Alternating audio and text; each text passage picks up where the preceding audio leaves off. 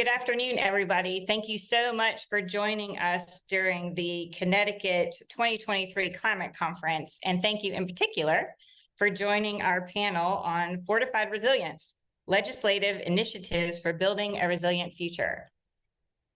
All of you should know by now that where you find your agenda, you will find the panel descriptions and the bios of our distinguished guests today.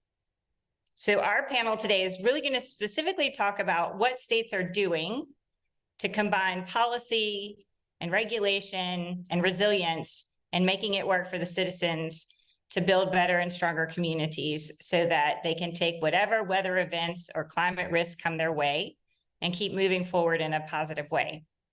So we're going to start off today by asking Michael Newman with IBHS to kind of set the stage for what do we mean by resilience and what's the science out there that many of us are using in our states and in our regions to help us look to the future of how to better build and how to be able to take what the weather is doing on a daily basis and keep our families and communities safe and ticking along. Michael? Thank you so much, Julie. I'm just going to share my screen. All right. So we really appreciate being included in this critical discussion.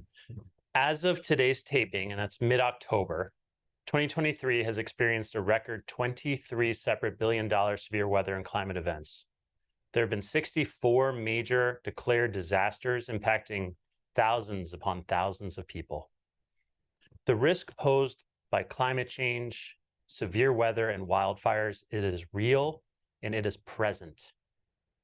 And yet the message I hope you take away from today's panel is one of hope. Hope because the solutions to mitigate these risks are not just knowable, in many cases they're known. And hope because in states all across the country, policymakers like my esteemed panelists today are taking these science-based solutions and incorporating them into policies that will help families, businesses, and whole communities. I want to briefly introduce you to IBHS and some of the science-based solutions that are helping reduce risk and prevent avoidable suffering all across our nation.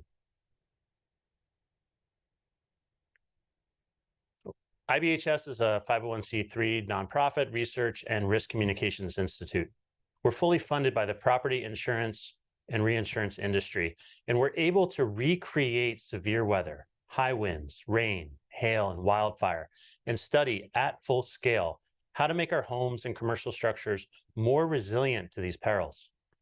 We push forward the boundaries of scientific knowledge and then translate the findings we make into actions that help property owners reduce their risk. We fundamentally believe that the damage, the disruption, and the dislocation, all too often associated with severe weather, can be reduced and in some cases even prevented. Today, I want to give you a taste of these findings and solutions across two perils, high winds and wildfire.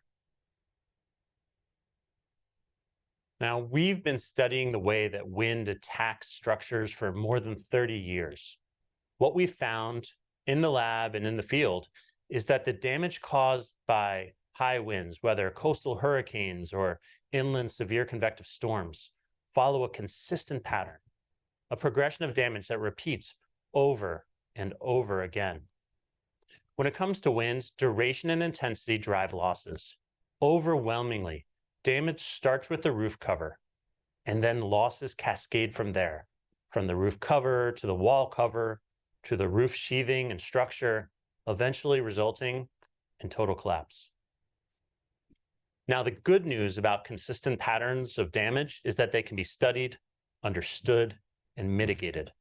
IBHS's Fortified program, a voluntary construction and re-roofing standard designed to reduce damage from hurricanes and high winds, provides a system of mitigation actions that reduce loss and keep families in homes after storms pass. The Fortified program applies to single-family and multifamily housing as well as commercial structures.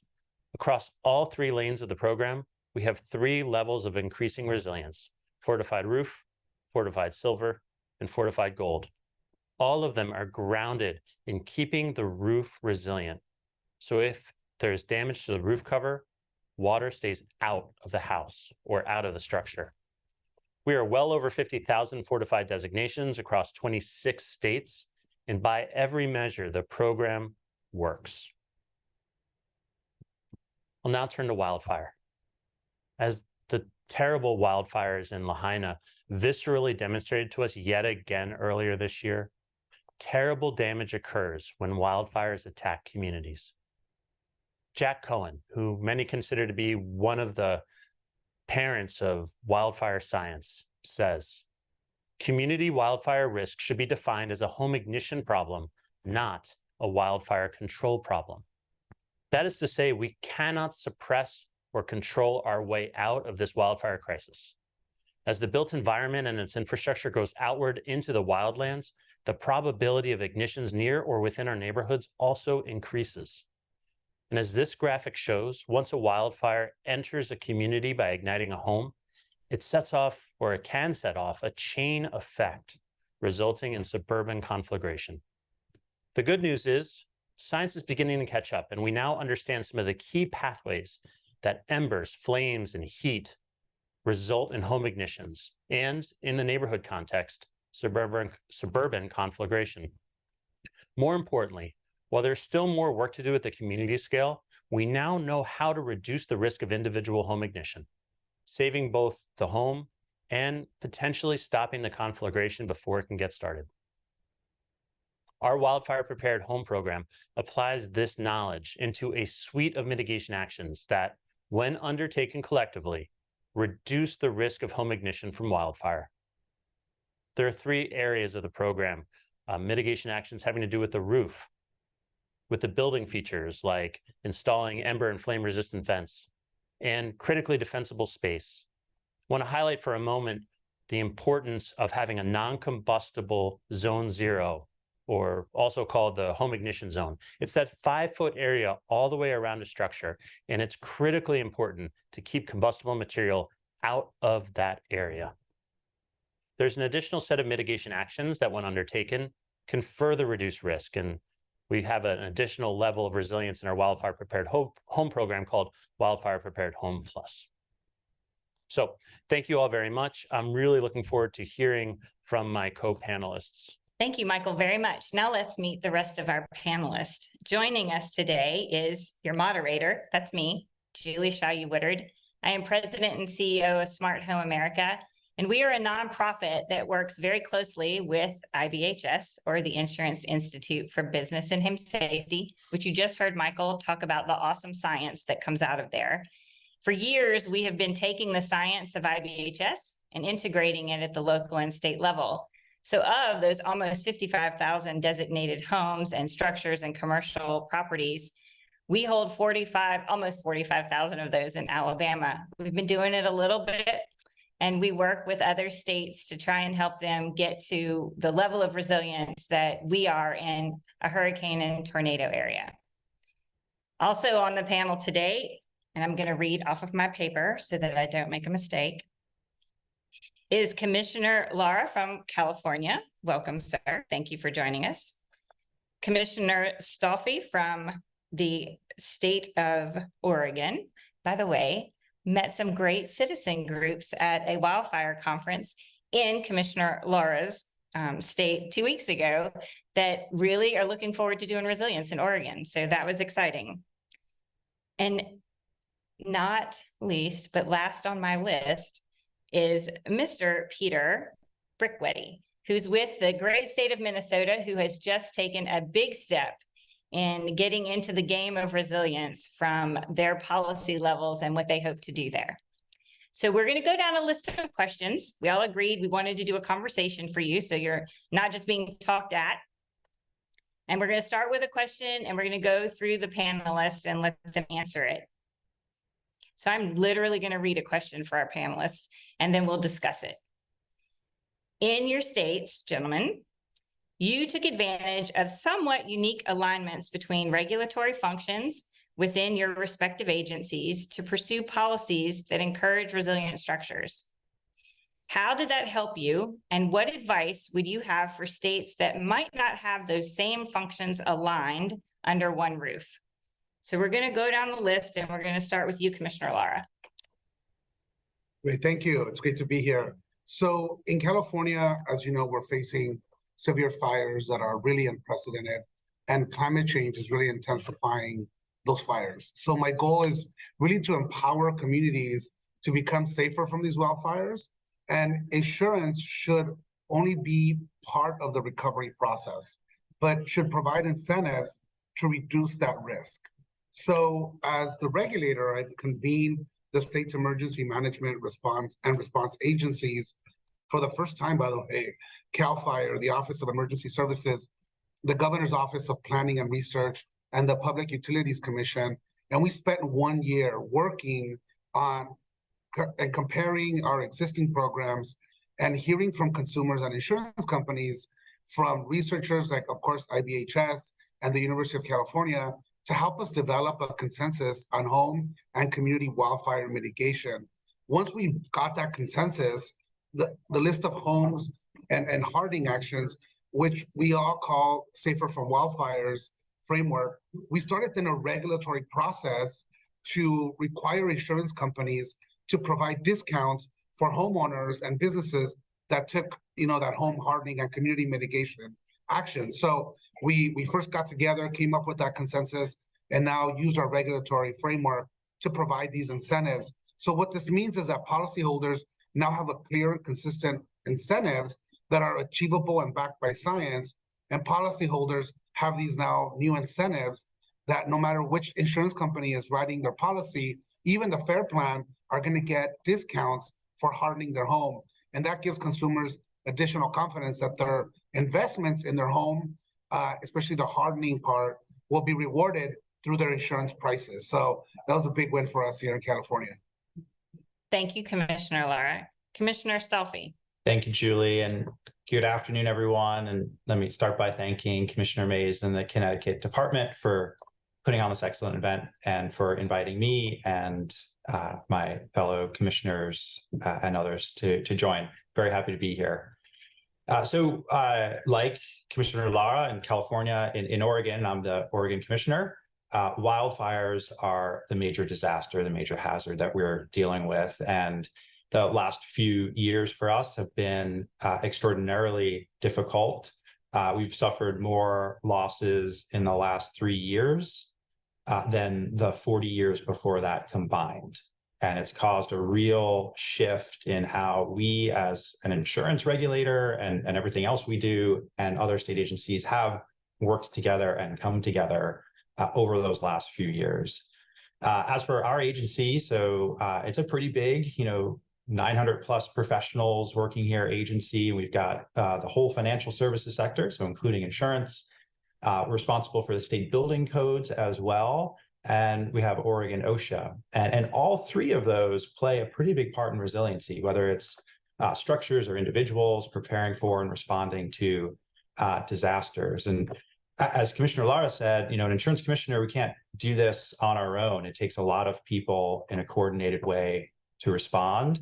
And I think it's important to stress why, right? In Oregon, we've signed on to, as I'm sure a lot of other states have, the National Cohesive Wildland Fire Management Strategy, which has 3 main goals, right? Adapting fire-adapted communities, restoring and maintaining resilient landscapes, and responding safely and effectively to wildfire. And say addressing all 3 of those things is really critical in not only responding to the wildfire dangers in our state and other states, but in controlling the insurance impacts that we and others have seen. I really see insurance as kind of a barometer about how well a state is responding to the risks that are addressed. And for us, I'd say having all 3 of those subject matters in one agency has really helped in lots of different ways, big and small, right? Can't be everywhere at once. So it's nice to have some partners in your agency. So our building codes experts are sure that an insurance perspective is always shared. We also have different stakeholders we have long-standing relationships with. So as we had to respond to our wildfire emergency from on the insurance side, we benefited from our building code division's longstanding relationships with the fire marshal's office.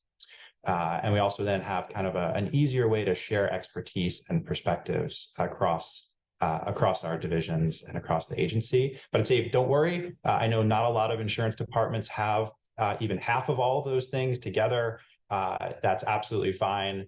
It is all about relationships at the end of the day. And if you don't have every division that we do in your insurance department, you just maybe have to work a little bit harder to make sure you're connected. Thank you, sir. Now for Assistant Commissioner Peter Brickwitty. Thanks, Julie, and I'll echo the thanks to Commissioner Mays and the team at the Connecticut Department. Really appreciate the opportunity to be with you today. So similarly, the Minnesota Department of Commerce is the state's insurance regulator, but we also have a somewhat unique structure amongst our insurance regulatory colleagues around the country. So we also have the financial services sector here under our roof, but we also have Minnesota's energy programs, and we advocate for the public interest before our Public Utilities Commission. And so that combination of insurance and energy work really has put our agency at the forefront of climate-related activities across a wide sector of our state's economy for many, many years. And it's that intersection that has led to some of the work that we've been doing here in our state recently. We also have we have all the weather in Minnesota, and we have lots of the perils that some of you and our colleagues on the panel are facing as well too. We're a top 10 state for wildfire risk around the country, but we also have severe convective storms, winter weather, and our most expensive peril is actually oftentimes hail.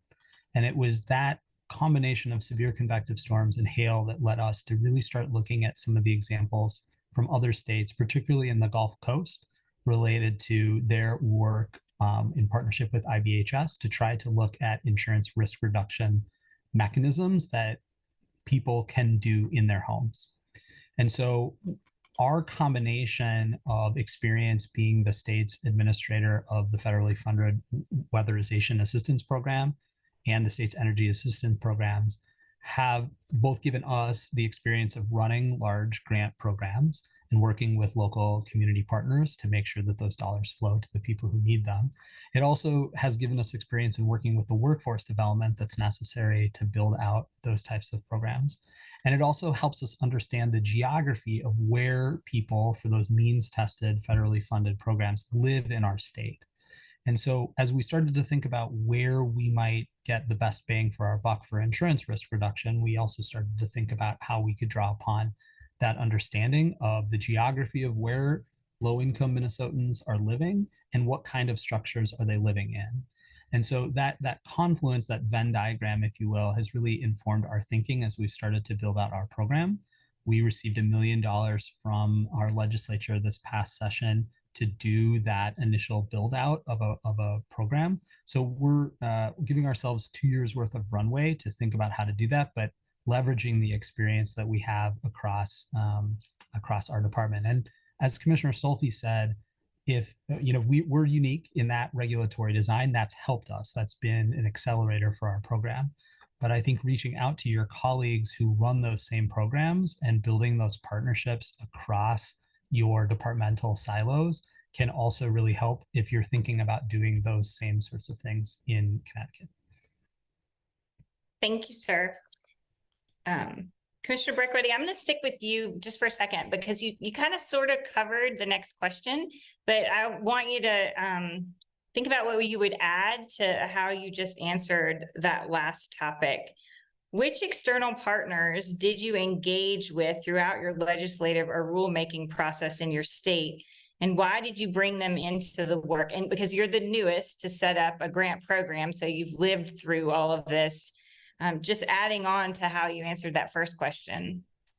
Yeah, thanks, Julie. And it's both a past tense question and a present tense question and a future tense question, because those conversations are really ongoing. So in Minnesota, Michael mentioned earlier, and Julie, you touched on it as well, the real success of tens of thousands of fortified roofs are now on homes across the country, of which I think in Minnesota right now we have 4.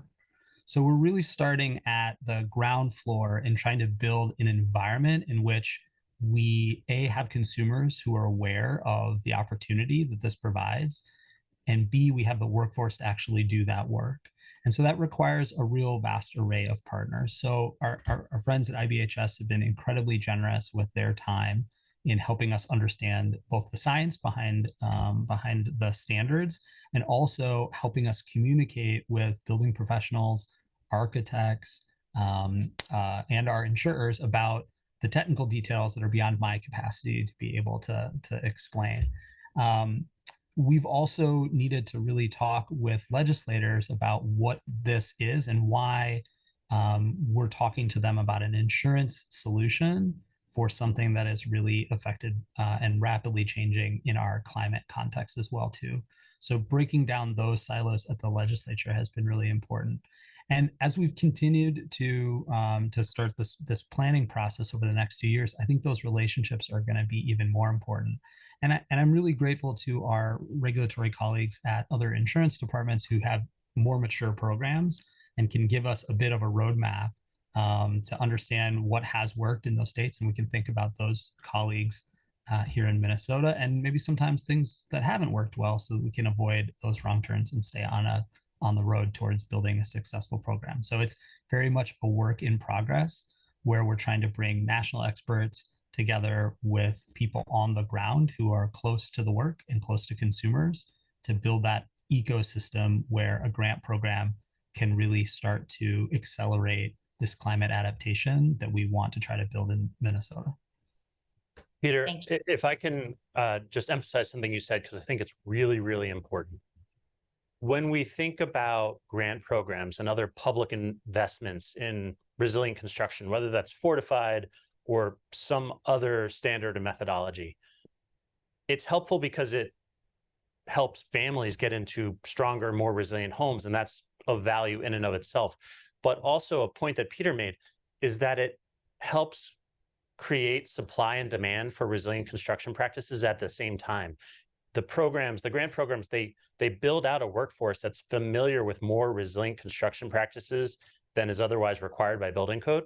And it also creates a supply of homeowners who are seeking out those grants because they want a stronger roof, because they want a more resilient home. And as they talk to their neighbors, all of a sudden people start talking, oh, this is available. This is something I might want to invest in. And so having the public investment really catalyzes those private market forces that can lead to more resilient decisions in a much wider swath of a state or a community than just those homes that the grant program touches. Thank you, gentlemen. Commissioner Lara, who are some of the external partners that you engaged with throughout the development of your program? Yeah, no, we really try to, cast a wide net. Researchers, consumer groups, insurance trade associations. We really engage directly with multiple of the wildfire researchers from the University of California, and of course, as well as IBHS, and also the expertise from our national association at NEIC. They were very helpful in helping us see what other states were doing. And one of the underappreciated aspects, I think, of this risk mitigation is that all the states can share their experience and expertise through the NEIC. And so we really encourage our states to work with us as the co-chair of the Climate and Resiliency Task Force. We've led the development of the risk mitigation dashboard, which now really brings all this information together, bringing examples from several other different states and how to fund the mitigation and how to communicate those risks to consumers is critical. So, as we engaged with several external partners, we also realized we need to create some a dashboard internally through the NAIC to be able to make sure that all the states had access to this information as well. Thank you, sir. Commissioner Stolfi, what are the partnerships and the collaborations that have been created for you in your state to move forward with resiliency? Absolutely. Thanks, Julie. Maybe I'll start by thanking Commissioner Lara and his staff and his team again. We in 2020 had the most devastating wildfires that we've ever had in our state. And it wasn't something we'd ever experienced or necessarily prepared for. And, within a few days of that, had the commissioner and his staff on the phone with our teams, so we could learn from them and the unfortunate experience they've had for longer than us and how to respond to it and prepare for the next major disaster. But other than that, I'll say working with others is kind of the Oregon way. We're a very open and transparent and collaborative state. And so over the last few years, as we've been responding to this increased danger, I got to say insurers, I'll start right there. They've been, I wouldn't say surprisingly, but they've been really good partners. And it's not surprising because, who's sending the notice? Who's telling that property owner that they're not being renewed or that their rates are skyrocketing? It's an insurance company, and they've had to deal with the backlash and the response to those decisions, which are driven by, the increased disasters and the environment that climate change has put us into. So they've been very eager to work with us in ways to improve disclosures and notices and create programs to provide incentives and discounts. So insurance companies, our state fire marshal's office has been an unbelievable partner. And, we've worked with them to develop community risk reduction programs and defensible space reviews. And they're very helpful because they are there in the communities on the ground, looking at and visiting properties quite often, and can work with those property owners to identify ways that they can increase defensible space. And then they have even developed, working with us and some others, a tool that local fire service can take, perform a defensible space assessment, and then have a document certified by that fire professional that they can take to their insurance company as a means of getting a discount or an incentive. Consumer representatives, as Commissioner Lara said, are very interested in anything we can do. And the last one I'll say are pretty obvious, but legislators, right? So those 2020 wildfires I mentioned, in one weekend, we lost almost 4,000 structures, and most of those were in one community, one legislative district. So I can tell you that state representative has been an unbelievable partner and advocate for any and all resiliency and response efforts. So really educating her and working with her and her team on insurance and the insurance aspects to this has been incredibly beneficial, so that she can support our legislative initiatives and we can support and help inform hers. What role should consumer disclosures play in informing the public of resilient issues? There are prescriptive steps that regulators can take towards resilience, but also consumer disclosures or notices to consumers that can be made that can be helpful. So what role should consumer disclosures play? I am going to start with you, Commissioner Lara. Great. That's a great question. I think risk communication is essential to helping communities prepare for the risks that they face, and disclosures either in the insurance policy itself or at the point of sale in a property transaction, I think can really help communicate the risk to homeowners and communities. So in California, my wildfire mitigation regulations not only require that mitigation actions be incorporated into insurance pricing, but it also required that wildfire risk scores be disclosed to the policyholder. So now that a policyholder gets the risk score, they can appeal that score. And if they believe there's an error, that really helps them understand how important mitigation is and how that is tied to their wildfire risk score that will ultimately determine if they have access to insurance or not. So I think without clear risk information, it's really difficult for homeowners and businesses to know how to prepare and what steps they need to take to reduce their wildfire risk.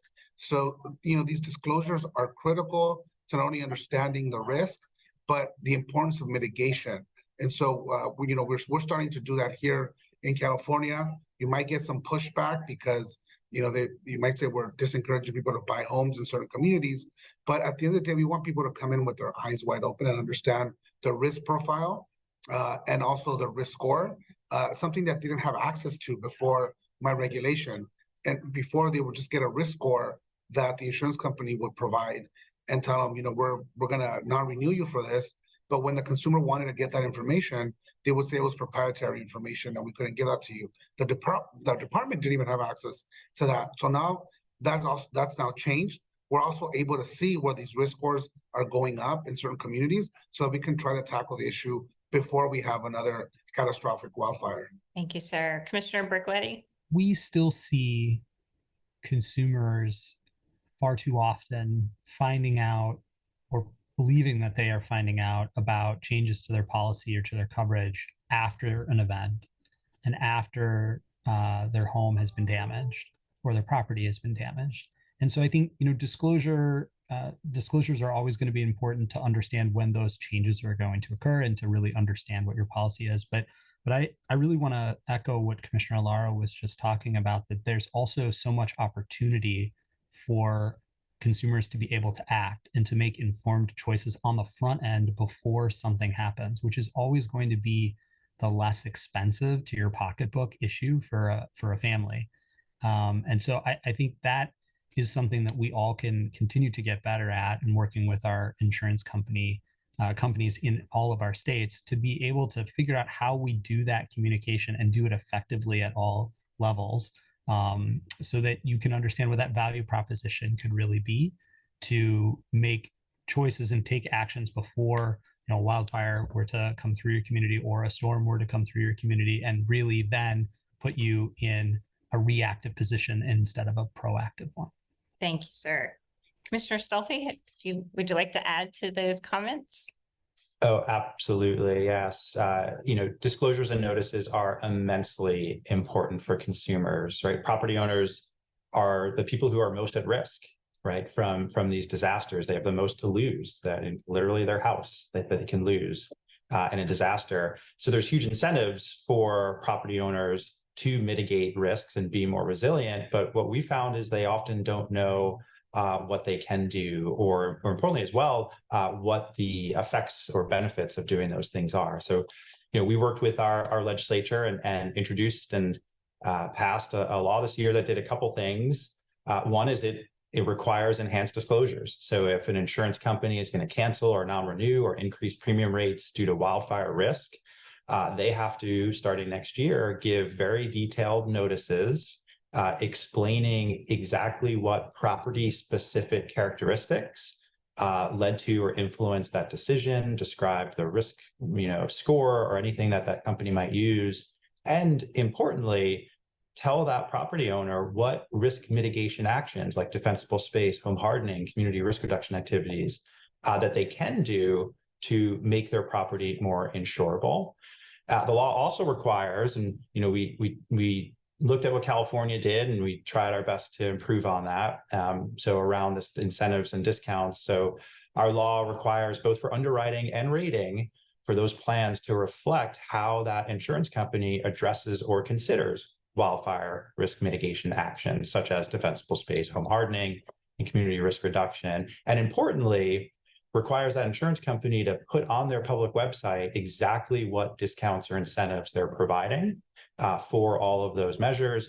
We're then going to take that and collate it and make it publicly available in order to create some competition in the marketplace. And, we did all those things for a couple of reasons, right? We want to help avoid misunderstandings. There was, tell a short story. There was a situation happened last summer where our state had sent out notices to almost 200,000 property owners about a draft wildfire hazard map that the state had developed that most of these property owners never heard of. But this notice from the state let them know that their property had been identified as being in the WUI and in a very high or extreme risk area, and gave them an opportunity to appeal that. At the same time, these property owners were getting notices from their insurance companies that their policies weren't being renewed. And it created a mass amount of confusion and misunderstanding from these property owners that the state's efforts at creating this educational tool about what property level risk there was causing an insurance company to non-renew a policy. So, giving better and more enhanced disclosures can help avoid that, empower, as I said, consumers to be more resilient, and understand what exactly they can do to mitigate the risk on their property. Information that most of the time, of course, when you're mitigating risk in order to maintain your insurance or have your premium rates not go up, that's information that only the insurance company can provide. So we think that insurance companies should be doing that. And I'm actually going to add another idea in there that's going to pull Michael into this conversation.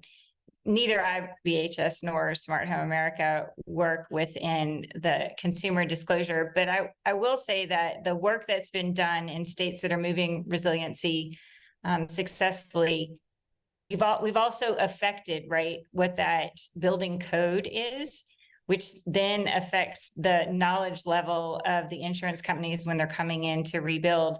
But more importantly, if you look at model programs like the IBHS Fortified suite of programs, right, there is that confidence in that designation. So those homeowners actually have something going in that they know the details about their structure that they would never know if it was just that it was built to code. They wouldn't know much. That gives confidence to the insurers as well, but it also sort of protects that homeowner. It's a consumer protection, and the smart home thinks of it as a consumer protection because you've had this person that's been working with that builder, roofer, contractor that now has this documentation that that homeowner has to stand behind them when their insurance rates go up, when there's an effective change to their policy. They have some negotiation with that knowledge that's proven because it's gone through a rigorous inspection process. So I was thinking about that because the consumer awareness is so important, and it is such a big challenge after any disaster. And so every little thing that empowers a consumer post-disaster when they're in that midst of chaos is just one more inch towards successfully coming out on the other end of it. Michael, you agree? I agree, Julie. And I was thinking as Commissioner Stolfi was talking, just how important it is for homeowners, for consumers to understand not only their risk, but what to do about their risk, how to mitigate it. And the really important role that insurance departments and insurance commissioners all around the country can play. Just last month, IBHS co-hosted, along with Commissioner Lara and the California Department of Insurance, a demonstration in California on the importance of defensible space. We set up 2 little miniature structures. One was built to stronger home hardening and the right type of defensible space. The other one was not, and they were subjected to identical ember attacks. And you may have seen it on the news. Commissioner Lara can speak to it. The results were striking. And I think that type of demonstration in collaboration between IBHS and the insurance industry and insurance regulators can be really, really powerful in helping to teach, educate, and empower consumers on what they should do about their own risk. Well said, sir. Okay, I'm going to combine the next 2 in the interest of time because we have several good questions we need to get to. So I'm going to combine the next 2 questions.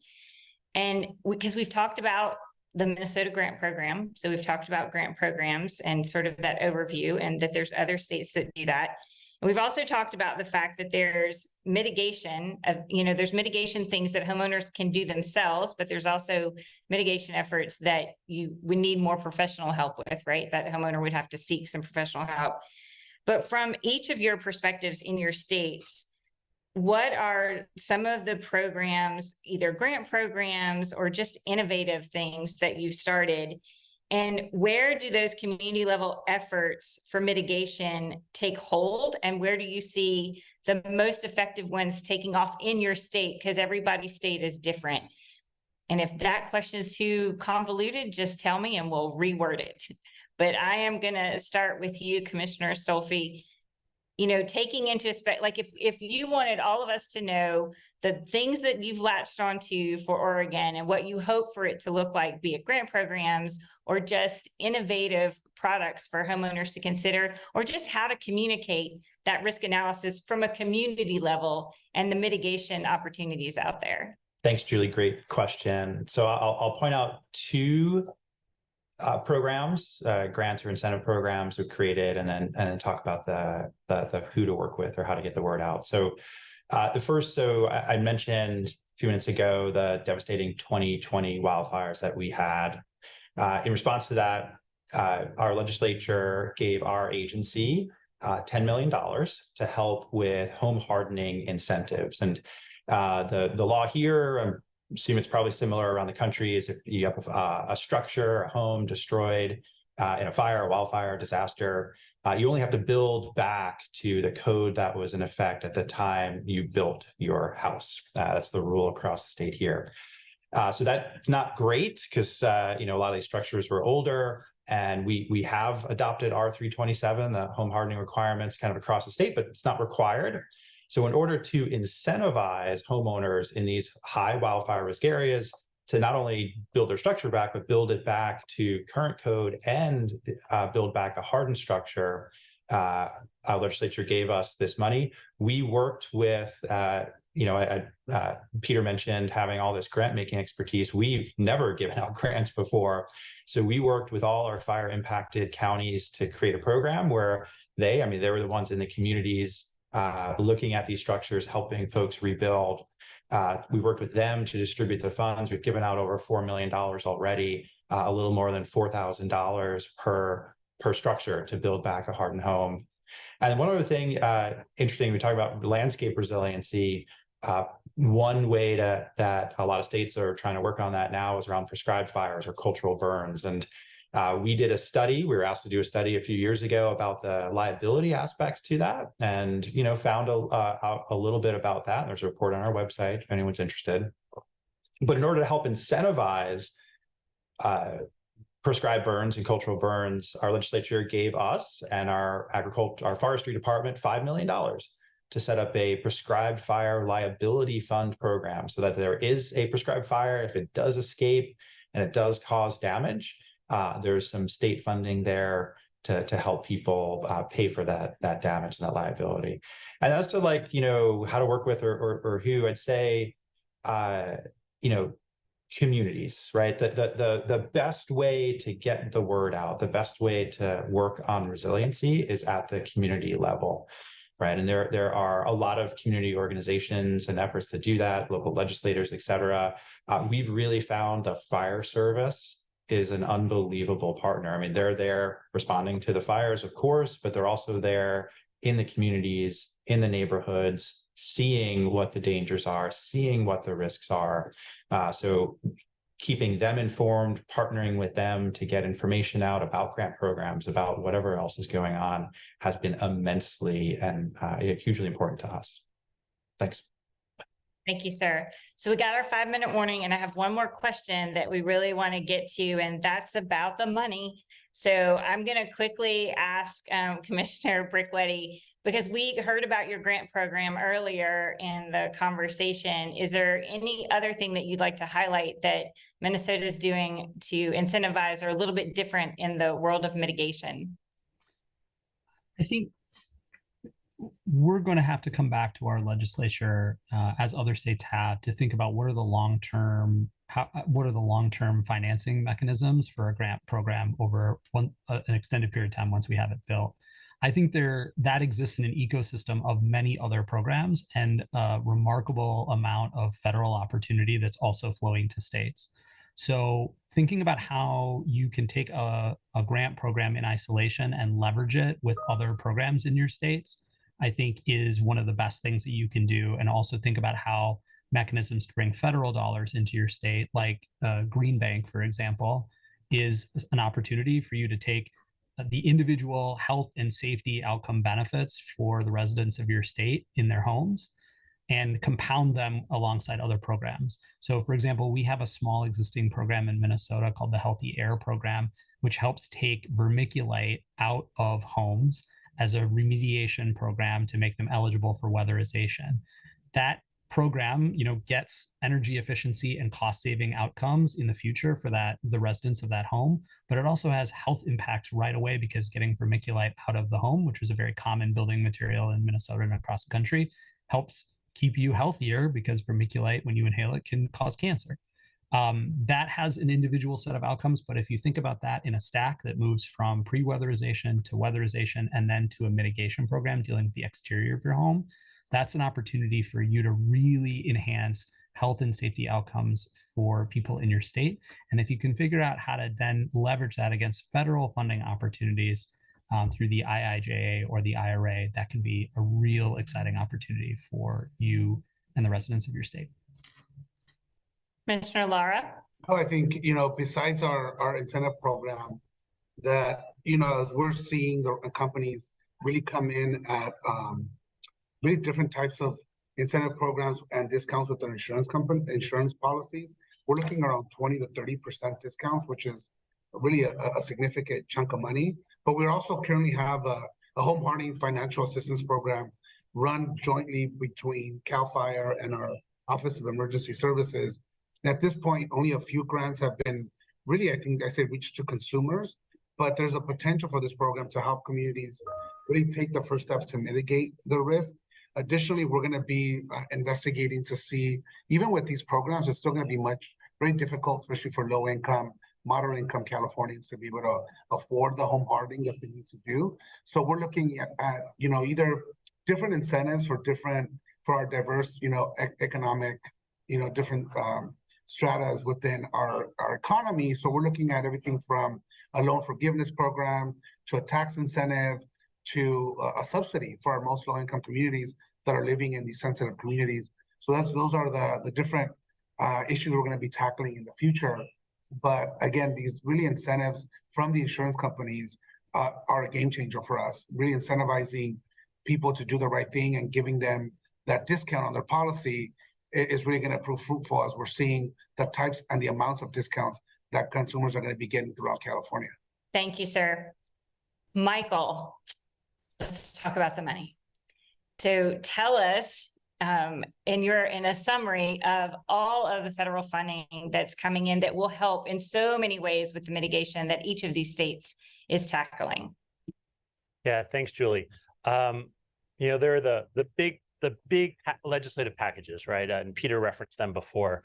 But I also want to highlight that there are ongoing everyday programs that can help fund resilience.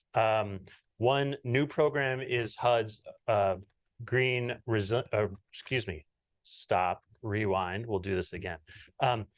One program is HUD's Green and Resilient Retrofit program. It's new. It provides something like $840 million in grants, an additional $4 billion in loan authority to help existing Section 8 housing become more energy efficient, more water efficient, and crucially, more climate resilient. That's a new program.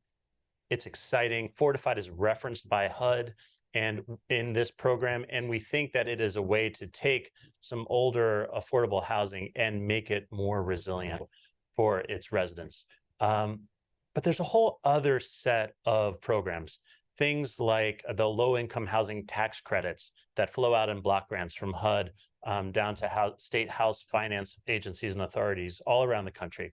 Things like disaster recovery funds, whether from HUD or from FEMA, SBA's loans that they have available. All of these programs may not be resilience in their creation, but they can be utilized by states, by communities to help incorporate resilience into how they're spent.